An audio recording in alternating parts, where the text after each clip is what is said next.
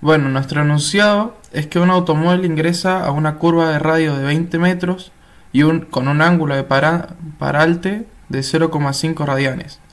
El coeficiente de fricción estático entre la carretera y las llantas del automóvil es de 0,35.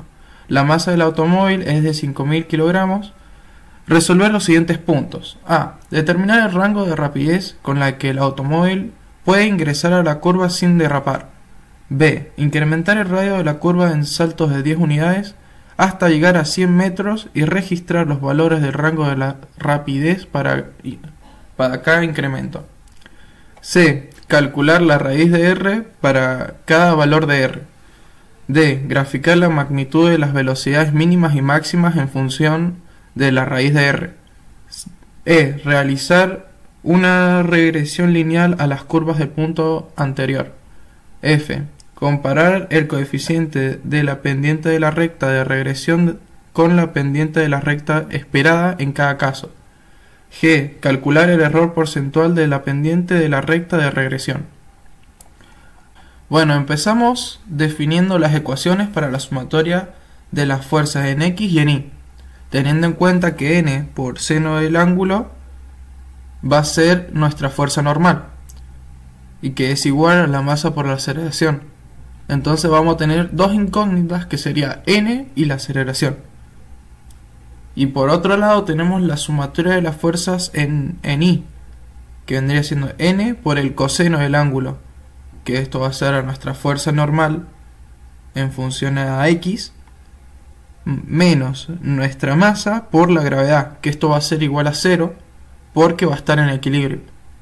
Y podemos observar que nuestra única incógnita en esta ecuación va a ser N. Entonces lo que primero hacemos es despejar nuestra fuerza normal, o sea, nuestra magnitud de la fuerza normal, que nos va a quedar en 55.892. Con este parámetro nosotros resolvemos la anterior ecuación, la sumatoria de las fuerzas en X. Por ende, teniendo en cuenta nuestra fuerza normal, podemos calcular, gracias al solve, la aceleración, que va a ser de 5,35. Luego introducimos la ecuación de la aceleración normal para el movimiento circular uniforme, que es que la aceleración es v cuadrado sobre r. Luego sustituimos a por el valor calculado previamente y nos va a dar la velocidad ideal, que en este caso sería como resolvemos el punto A, en el que el coche no derrapa sin coeficiente de fricción. No es necesario el coeficiente de fricción para que derrape.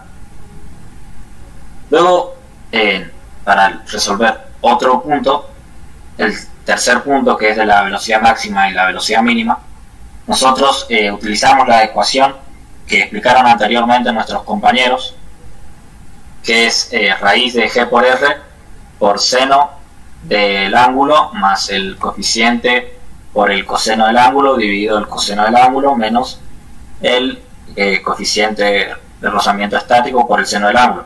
Esto se deduce de que el auto en la velocidad máxima tiende a salirse de la carretera y en la velocidad mínima tiende a caerse.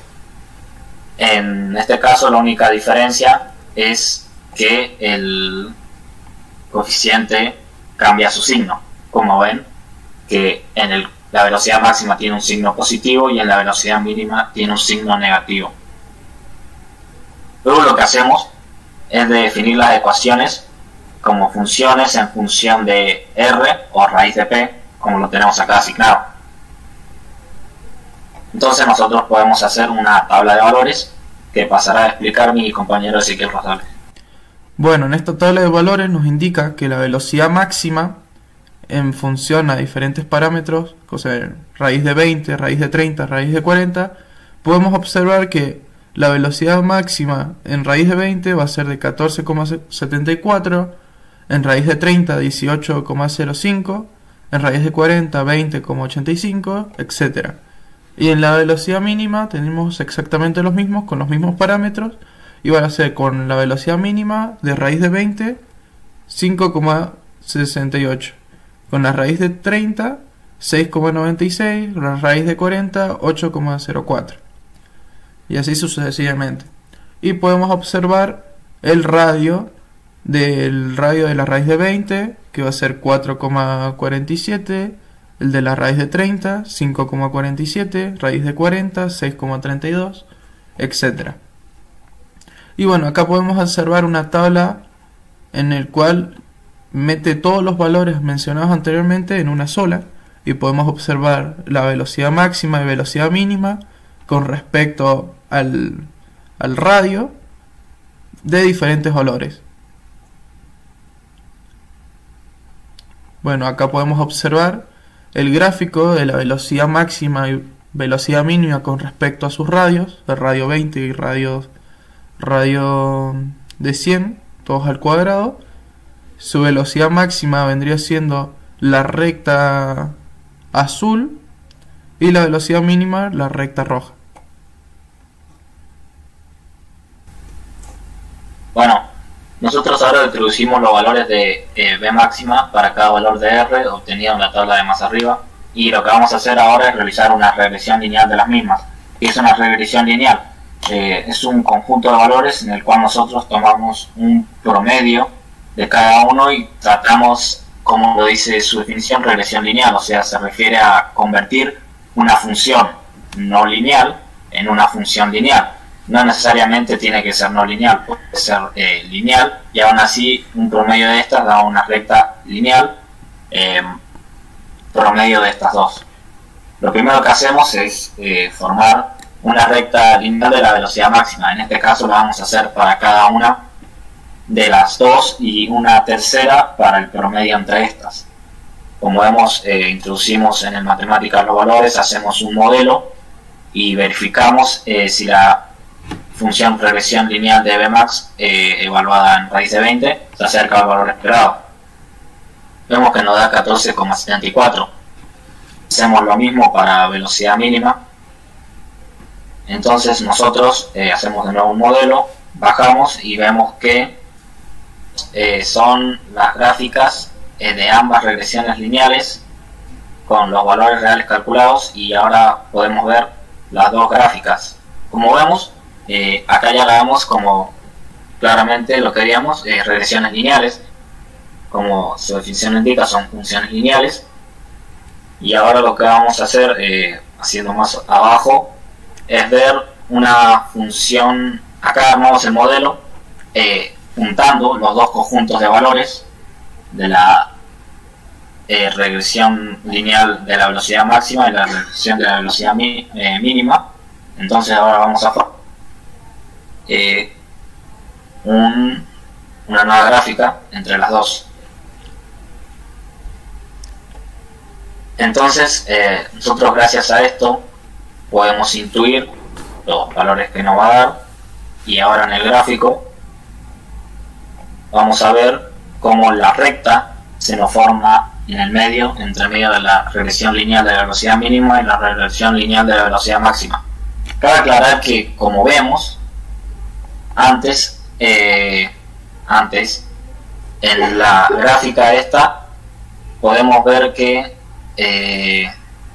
nuestra regresión lineal para la velocidad máxima, en la gráfica podemos ver que es igual o muy parecida a la función normal de la velocidad máxima. Esto se debe a que ya de por sí nuestra velocidad máxima es una recta lineal, porque está en función de la raíz de 20.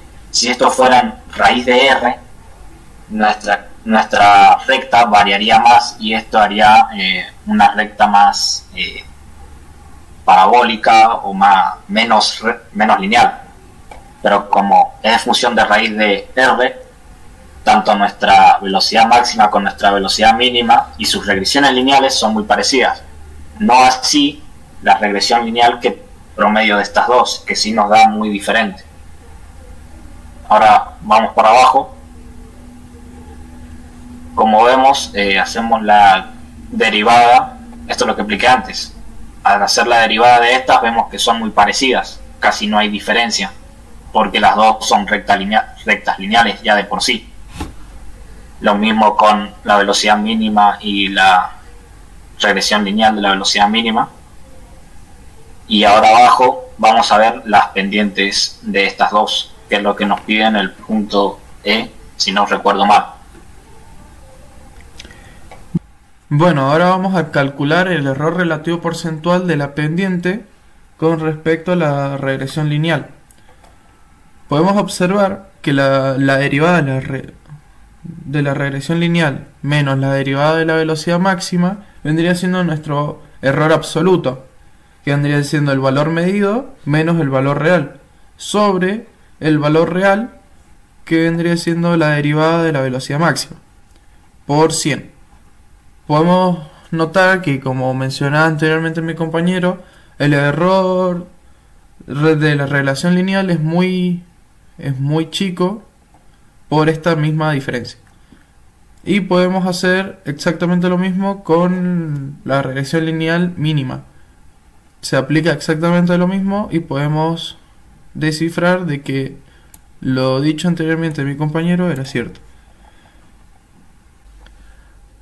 Y repetiremos para la regresión lineal, tanto para la pendiente de velocidad máxima y de velocidad mínima. Observamos que el error es mucho mayor, pero recordamos que se debe a que esta regresión se aproxima más a la magnitud de velocidad ideal del vehículo para que no haya fuerza de fricción en la dirección del radio de la circunferencia.